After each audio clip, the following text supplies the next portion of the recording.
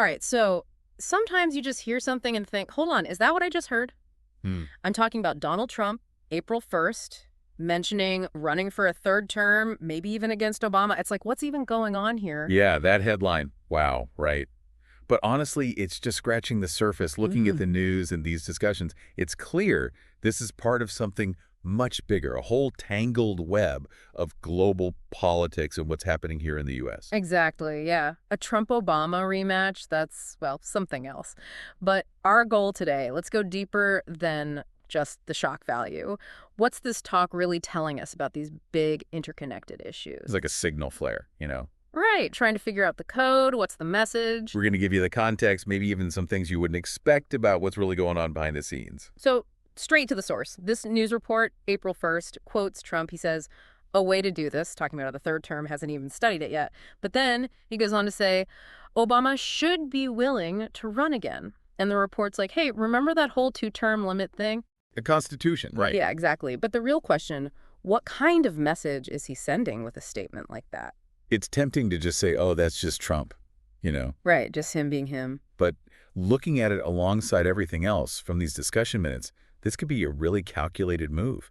The timing, mentioning Obama specifically, there's history there. It's not random.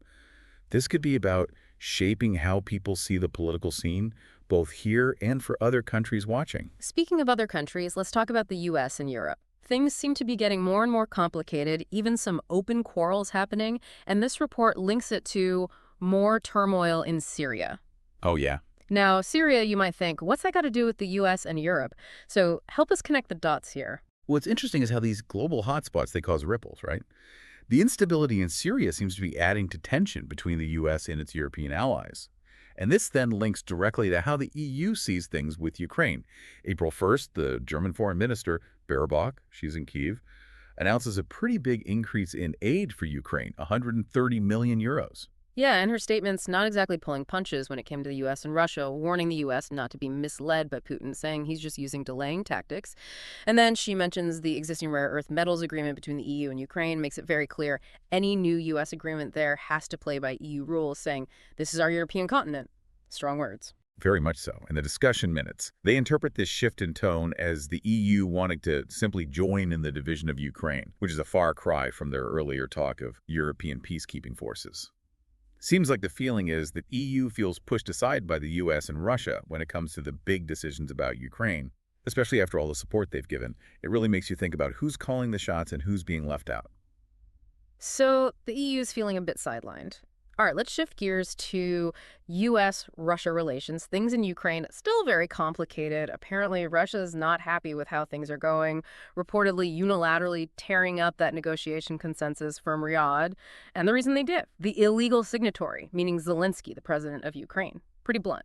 No kidding. And considering Russia's implied goal, long term, they want a pro-Russian government in Ukraine, right? So you start to see their strategy more clearly. Now, this is where Trump's perspective, Adeline, in these discussions gets really interesting. They argue that the U.S.-Ukraine mining agreement, even though it's facing practical issues right now, the Stargate project hitting snags, likely some big development initiative, DeepSeek plus Huawei involved, probably a tech or software problem. Anyway, this agreement has become important both for financial reasons and internal U.S. politics. So even if it's not working right now, it still has political weight. That's kind of a puzzle. And this connects to the need for a ceasefire in Ukraine, better relations between the US and Russia, right? Because that could then open the door for them to work together on things like rare earth minerals, energy, maybe even lead to broader security talks, what they call Yalta System V 2.0, which is a term loaded with history. Oh, for sure. The original Yalta system, that was after World War II, basically dividing up the world's power between the big players. So this V 2.0 talk, it implies a potential reshaping of global power. But these discussions, they also criticize the Biden administration, saying all the chaos in Syria towards the end of Biden's term, it's about selfish interests, actually hurt U.S. interests. And that played a role in the strained relationship with Europe we were just talking about. A domino effect, actions in one place causing unintended consequences somewhere else. And speaking of Russia, Foreign Minister Lavrov, he sends a message on April 1st to the U.S., the UN, the OSCE about Ukraine supposedly attacking Russian energy facilities.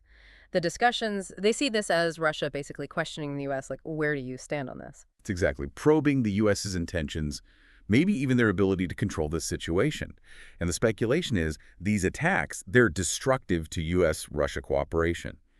What's really interesting is who they think might be behind this. The discussion points to certain U.S. capital interests that still represent Western capital interests, such as the Bidens and Soros, and some European players maybe trying to get one up on Trump, or even, they use this dramatic phrase, destroy the cake, meaning disrupt everything. So it's like an internal power struggle playing out on the world stage with different groups maybe undermining each other, even if it risks hurting broader U.S. interests. This discussion even asks, isn't it just a competition to see who can sell out U.S. national interests better? Pretty cynical. Yeah, but it really highlights the level of mistrust, everyone looking out for themselves. Okay, let's zoom in on the U.S., the internal strife here. It's like the backdrop for all this global stuff.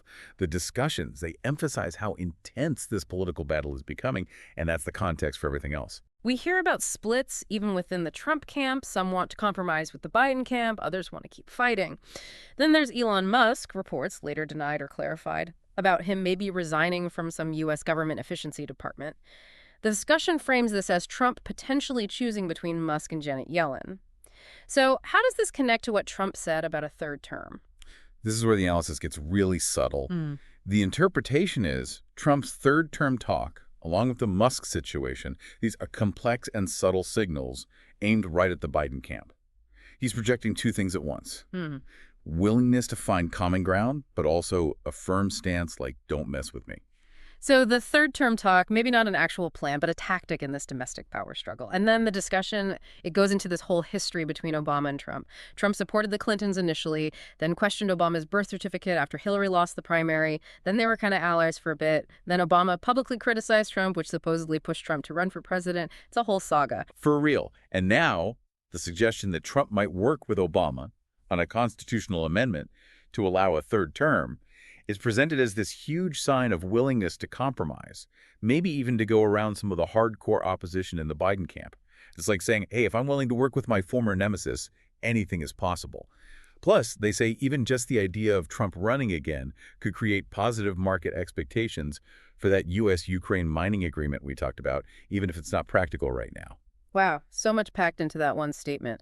All right, China, what's their role in all this? This discussion claims that failing to handle U.S.-China relations well is the root cause of all the troubles the Trump administration is facing today. Pretty big statement about how important that relationship is. No doubt. They point to the Chinese Foreign Minister Wang Yi visiting Russia and rising tensions in the Taiwan Strait as things that might be encouraging Russia to push the U.S. harder. And they contrast this with the supposed team-up between hardliners in the Biden camp and some European interests, attacking Russian energy infrastructure, allegedly to sabotage any chance of better U.S.-Russia relations. This source claims the Trump administration is basically fighting a four-front war: Ukraine, the Middle East, the Western Pacific, and here at home. That sounds, well, overwhelming. And then there's the news about China reviewing that proposed sale of Yangtze Memory Technologies port assets to BlackRock. The Foreign Ministry spokesperson, Gorjia Kun, emphasized China's against economic coercion. They want fair market competition.